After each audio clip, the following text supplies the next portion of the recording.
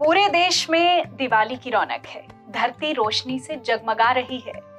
घर घर खुशियां मनाई जा रही हैं। ये सब इसलिए क्योंकि दिवाली हिंदुओं का सबसे बड़ा त्योहार जो है। हमारे देश भारत में हर एक पर्व के पीछे कोई ना कोई धार्मिक आस्था छिपी है। इसलिए हर त्योहार का अपना एक अलग ही महत्व है। क्या आप जानते हैं कि दिवाली से ठीक एक दिन पहले छोटी दिवाली क्यों मनाई जाती है? वो कौन सा पहला दिन था जब छोटी दिवाली मनाई गई? क्या दिवाली और छोटी दिवाली के बीच कोई समानता है? क्यों छोटी दिवाली के दिन मृत्यु के देवता यमराज की पूजा की जाती है? ये कुछ ऐसे सवाल हैं जिनको हर किसी को जानना चाहिए। तो चलिए मैं आपको सुनाती हूँ छोटी दिवाली की पौराणिक कहानी।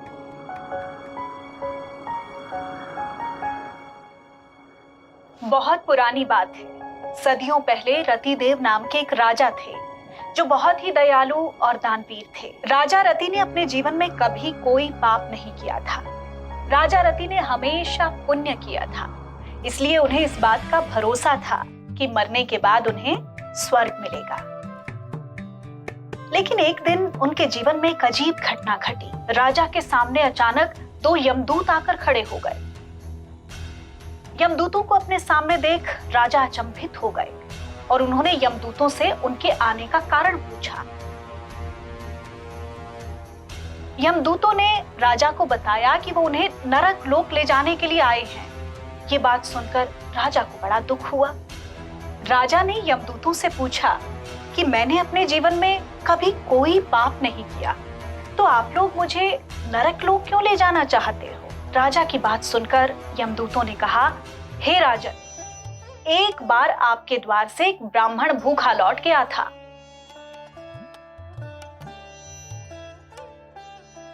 और ये उसी पाप का फल है कि आपको नरक लोक जाना होगा।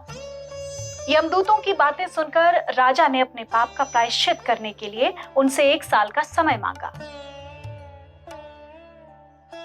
राजा की प्रार्थना करने पर यमदूतों ने उन्हें 1 साल का समय दे दिया, जिसके बाद यमदूत वापस मृत्युलोक चले गए।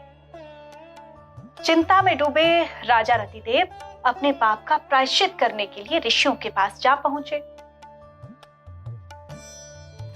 राजा ने ऋषि मुनियों को अपनी आप बीती सुनाई और उनसे पाप से मुक्ति पाने का समाधान पूछा।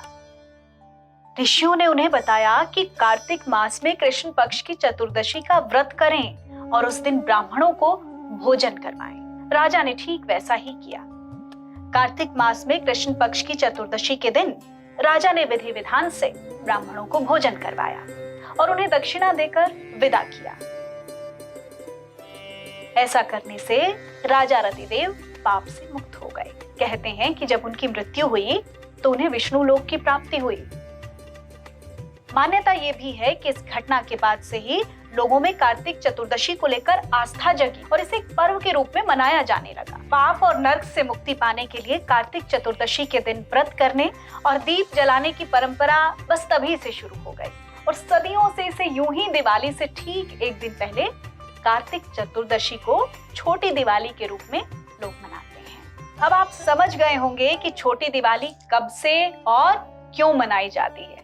तो अब आप लोग भी छोटी दिवाली को अपने परिवार के साथ सेलिब्रेट कीजिए और इस कहानी को उन लोगों तक ज्यादा से ज्यादा पहुंचाइए जो इसके बारे में नहीं जानते। आप सबको एक बार फिर से छोटी दिवाली की ढेरों शुभकामनाएं।